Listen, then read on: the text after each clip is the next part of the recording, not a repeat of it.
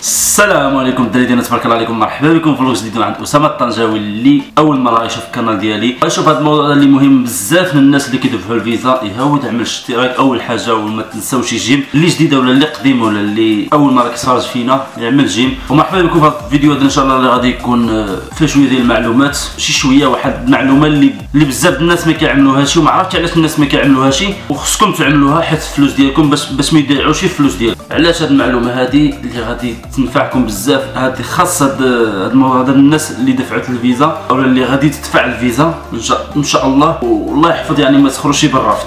الا خرجت بالرفض شنو خصك تعمل؟ يعني ما تستسلمش، ماشي صافي رفضوا لك الفيزا غادي تقطع ياسك بحال اللي كيقولوا وصافي غادي تمشي تعاود الدوسي من الاولاني. هذا الموضوع اللي غادي نهضروا عليه جديد ان شاء الله، هذا هو الموضوع ديال اليوم.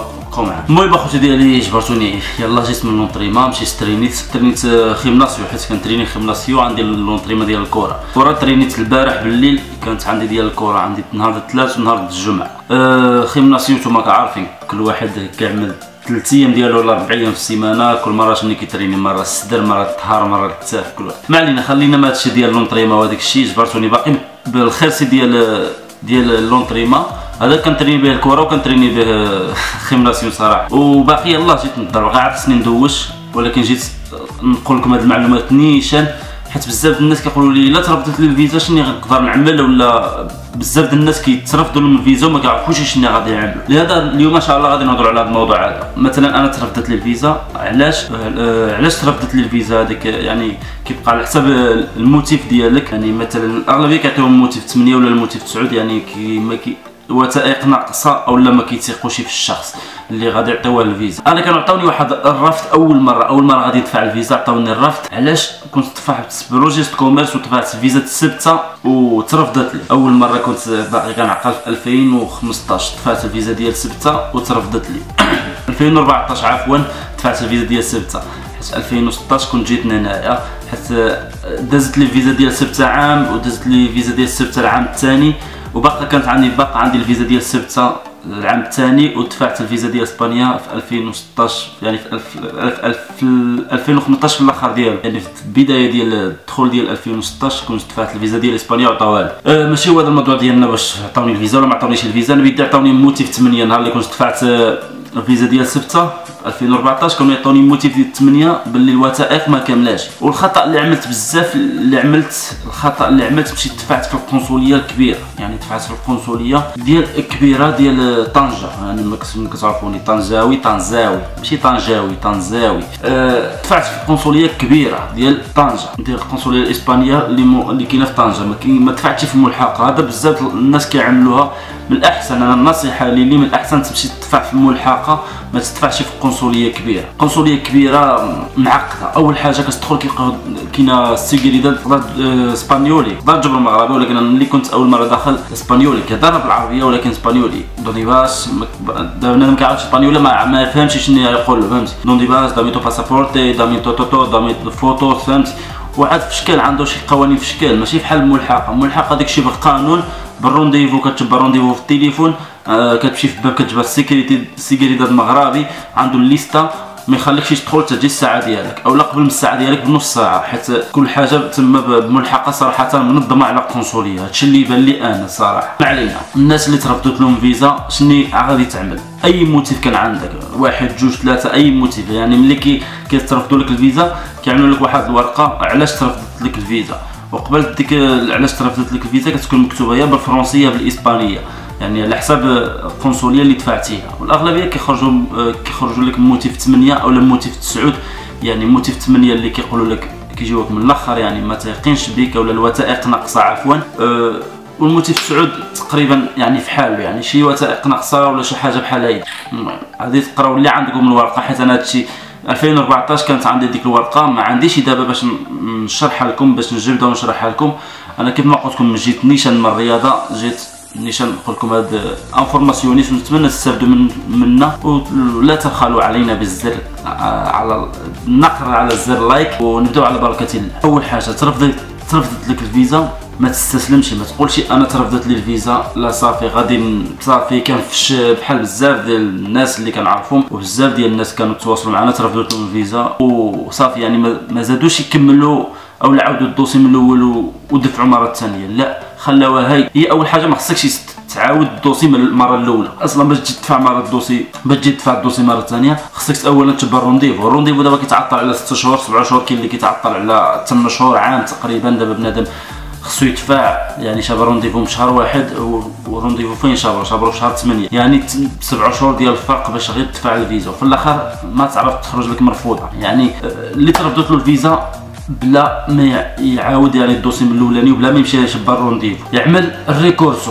هذه بزاف الناس ما كيعرفوهاش، وكاين اللي كيعرفوا وكاين اللي ما كيعرفوهاش. انا كنهضر مع الناس اللي ما كيعرفوهاش. تعمل الريكورسو، الركور او الريكورسو بالاسبانيه، الركور بالفرنسي يعني اعاده استئناف، يعني استئناف باللي علاش رفضتوا لي الفيزا. وهذا الريكورسو كيفاش كتعملوا؟ يعني ملي كتاوي ديك الورقه ديال الرفض كيعملوها في وسط الباسابورتي، تما لتحت كتجبر واحد الايميل او العنوان اللي ديال القنصله، يعني ديال ما كيعطيوكش ديال الملحقه فين دفعتي ولا ديال هذا، كيعطيوك ديال المقر الكبير ديالهم اللي كاينه في مدريد. يعني المهم كاينه في مدريد، كتمشي الا ما عرفتيش تعمر، ما عرفتيش تكتب لهم يعني علاش وكذا وكيفاش، علاش رفضتي لي الفيزا وهذه وكيفاش، وانا بغيت انا عندي اللوازم كامله مدفوعه وعلاش رفضتوا لي الفيزا. الا ما عرفتيش تعمرها، كاين بزاف الناس اميين نقولوها صراحه، يعني ما كيعرفوش يكتبوا ما كيعرفوش يقراو، وكاين اللي كيعرف يقرا ويكتب وما يعرفش يعني يكتب هذا الشيء هذا بالاسبانيه ولا بالفرنسي. يعني الا ما عرفتوا شي مره غادي تمشيو حتى القنصليه، يعني حدا القنصليه فين يعني كتصوروا، كاين حدا القنصليه كاين فين كيصوروا الناس، فين كيعملوا لهم فوتوكوبيس، يعني بزاف ديالك كتجبرهم محل تما. قول لهم انا رفضت لي الفيزا بغيت نعمل الركور ولا الريكورسو، وبغيتك تكتب لي واحد الرساله قصيره ولا رساله من هاد الناس اللي يعني اللي مكلفين بهذا الشيء، نقول لهم علاش رفضت لي الفيزا. وبزاف ديال الناس كيسردوا كيدفعوا هذا الريكورسو هذا وكتقبل لهم فيزا مره ثانيه.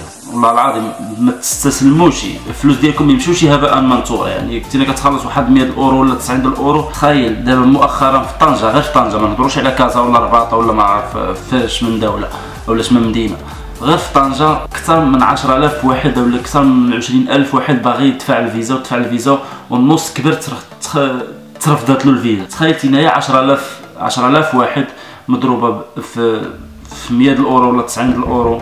المهم اخوتي كما قلت لكم شحال من واحد كيدفع الفيزا، نحن حنايا 10,000 ديال الناس اللي ترفضت لهم الفيزا.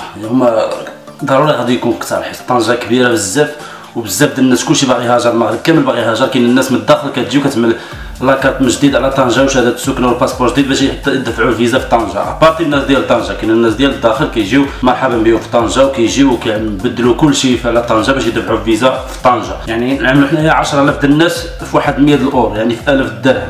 10,000 درهم عندك واحد ما نعرف، نضربوها ونشوفوا شحال غتوقع، شحال غتخرج. 10 مليون ديال الدرهم، يعني 100 مليون ديال السنتيم. هذه ضربناها 10,000 في 100 الاورو، يعني 1000 درهم. وهي كتخلص وين كتخلص كل واحد شحال يتخلص. انا كنت بشي 89 90 ديال الاورو، يعني 90 فرنك، 900 درهم كنت خلصتها. يعني حنا عملنا 100,000 درهم، يعني من 1000 درهم 100 الاورو وشوفنا شحال خرجت، يعني 100 مليون. 10,000 ديال الناس، 10,000 ديال الناس اللي ترفضت لهم الفيزا، ديك 100 مليون كامله كتديها نتوما عارفين بلا ما نقول لكم. هادشي اللي بغيت نقول لكم، ملي تعملوا ريكورسو 100% ولا 90% ولا 70% يقدروا يعطيوكم الفيزا على حساب الموتيف ديالكم. الا كان الموتيف ديالكم الوراق ناقصين ولا شي حاجه ناقصه في الدوسي، يعني كتطلب لهم، كتكتب واحد الرساله للناس المعنيين بالامر، كتكتب لهم باللي انا حقا دفعت الفيزا وانا عندي كلشي الوثائق كامله مكموله. الا كنتي مأكد 100% عندك وثائق كامله مكموله، يعني كتقول ما عندي الوثائق كامله مكموله، علاش رفضتوا لي الفيزا؟ يعني ما يمكنش ترفضوا لي الفيزا وانا عندي الوثائق كامله. ديك الساعه هما كيفتحوا الدوسي ديالك يعني من جديد، يعني كيفتحوا الدوسي ديالك من جديد وكيشوفوا الا كنتي حقا تستحق الفيزا. كيسردوا ميساج للناس المعنيين في القنصليه ولا في الملحقه فين دفعتي اول مره، وهما ديك ساعتك كيعيطوا لك، كيتصلوا بك، كيقولوا لك مرحبا جبنا الباسبور ديالك، وكتعطيهم باسبور. ديك الساعه كيطبعوا لك الفيزا في الباسبور. الا كنتي حقا يعني شي وثيقه ناقصه ولا الفلوس ناقصين ولا شي حاجه ماشي هي هذيك، يعني الطياره تمشي ومجي ماشي هي هذيك، يعني ما مخلصاش غير الريزيرفي، ترفض الفيزا وما كيجاوبوكش. يعني مادام ما كيجاوبوكش كيعطيوك واحد المهله ديال شهر. يعني انت ملي كتدفع ديك الريكورسو كتسنى واحد شهر ولا شهر ونص 45 يوم باش كتسنى الجواب ديالك حتى 3 شهور، من 45 يوم حتى 3 شهور، حيت كاينه بزاف الناس اللي كاين اللي كيعمل ريكورسو كاين اللي ما كيعملش ريكورسو. يعني لا، هذا الفيديو الا تشاف يعني بزاف الناس اللي ترفضت لهم الفيزا يقدروا يعملوا ريكورسو. هذا الريكورسو عندك مده ديال شهر، مثلا ترفضت لك الفيزا اليوم عندك شهر باش تعمل ريكورسو، ماشي مثلا رفضوا لك الفيزا هذه 6 شهور ولا 3 شهور وبغيتي تعمل ريكورسو ما يمكنلكش. وحاجه اخرى، الناس اللي استغفر الله، الناس اللي كترفض لها الفيزا وكتسقسي كيفاش، مثلا كاين الناس اللي كترفض لهم الفيزا وكيبغيو يدفعوا الفيزا وكيخافوا كيقولوا لهم لا حقا الا دفعت الفيزا دابا ما يمكنليش ندفع الفيزا اصلا، حيت الا ترفضت لي البارح ولا ترفضت لي السيمانه اللي فاتت ما نقدرش نعمل دوسي جديد وندفع الفيزا. عندك حق تدفع الفيزا الا ترفضت لك مثلا اليوم وقدرتي تشبر رونديفو غدا تقدر تدفع الفيزا. كيف ما قلت لكم اخوتي، ترفضت لك الفيزا البارح وعندك رونديفو غدا ولا السيمانه اللي ما جات تقدر تدفع. كاين الناس كيقول لك لا حقا ما تقدرش تدفع تدوز 6 شهور، هاد الهضره ما كاينش منها. انا كانت ترفضت لي الفيزا ديال السبته، دازت شي شهر، يعني كنت فشلت صراحه ملي ترفضت الفيزا، دازت شي شهر مشيت دفعت في ملحقه، ما دفعتش في القنصليه فين كنت دفعت المره الاولى، دفعت في الملحقه ديال القنصليه. يعني القنصليه ملي كيكون عندها الضغط بزاف ديال الملفات، الملحقه هي اللي كتعاون القنصليه، يعني الملحقه ديال القنصليه التابعه للقنصليه الاسبانيه. انا كنت دفعت ديال اسبانيا، عمري دفعت ديال فرنسا. الناس اللي كيسقسوا على الفيزا هي فيزا شينغن يعني معروفه ديال فرنسا ولا ديال اسبانيا، غير على حساب القنصليات كيفاش عندها القوانين ديالها. مثلا فرنسا شويه معقده على اسبانيا، واسبانيا دابا الاغلبيه رجعت كترفض بزاف. ومؤخرا قريت واحد الجريده ما عرفتش فين كنت قريتها، في الجاليه 24 وقيله، واحد الموقع اخباري هنايا في اوروبا، ما عرفتش من المنطقه بالضبط، قريت باللي 70,000 واحد اللي ترفضت لهم الفيزا في 2018 اللي فاتت. يعني احنا عملنا غير طنجة 11,000، ما عملناش 70,000. وشو شحال خرجت؟ 100 مليون. الا عملنا 70,000 يعني 700 ديال المليون سنتيم اللي ما عرفت فين كتمشي. يعني يلاه كيتخلصوا بها ديك الناس اللي خدامين في ملحقه واللي بقى كتطلع من اسبانيا، حيت اسبانيا فيها ازمه. وهادشي اللي كاين اخوتي، ما عليكم غير تعملوا ريكورسو ان شاء الله غادي الفيزا ديالكم تاخذوها. الناس اللي عندهم 100% يعني مأكدين باللي الوثائق ديالهم كامله مكموله، يعني حتى ورقه ما ناقصه، الحساب في البنكه هو هذاك، يعني كلشي هو هذاك في بلاصتو. نتمنى من الله يعني ما تسرعوش وتشبروا رونديفو اخر ولا تفشلوا وترجعوا لورا تقولوا لا حقا ما عطاوناش الفيزا صافي. لا، الصديق ديالي واحد الصديق ديالي ان شاء الله كيشوف فيديو ان شاء الله وغادي يشوف فيديو السعيد، ترفضت له الفيزا المره الاولى وما فشلش صراحه، وترفضت له مره ثانيه، لا ودفع مره ثانيه اسبانيا، حيت كان دفع البرتغال ترفضت له، دفع اسبانيا عطاوها له. يعني ما عندكم مين تخافوا. الناس اللي كتسقسينا على كوميرس كيفاش بغيت تدفع كوميرس، خصك يكون عندك فوق 12 شهر يعني عام.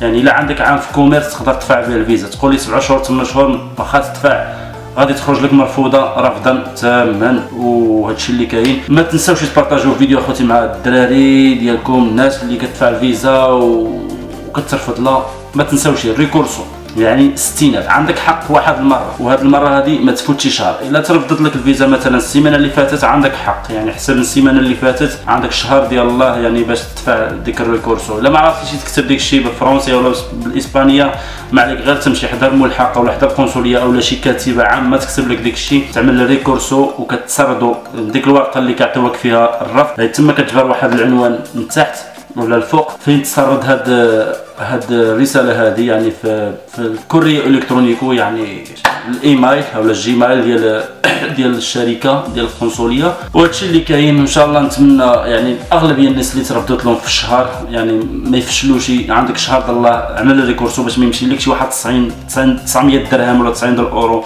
تمشي هباء منثورا، حيت الناس الاغلبيه مساكن يعني كاين اللي كيتسلف ويتكلف واخا يعني كتشوفها يدفع الفيزا يعني، ولكن هما خصهم يهربوا من بلاد الكحله. وهادشي اللي كاين. تبارك الله عليكم. كان معكم اسامه الطنجاوي من مدينه برشلونه. السلام عليكم.